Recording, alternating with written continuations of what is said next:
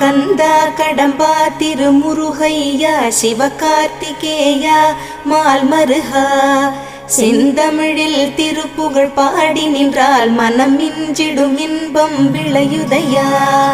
சிரகிரி வேலவனை காண்கையிலே விழிவோரம் கண்ணீர் பெருகிடுமே. கந்த சஷ்டி கவச்சம் போதுவோர்க்கு கந்தன் கருணை என்றும் துணை வருமே. பங்குனி உத்திர நாளினிலே உனை நினைந்தே காவடி சுமந்து வந்தோம். புன்னகை புரியும் ஷண்முகனே உன் சன்னதி தேடி ஓடி வந்தோம்.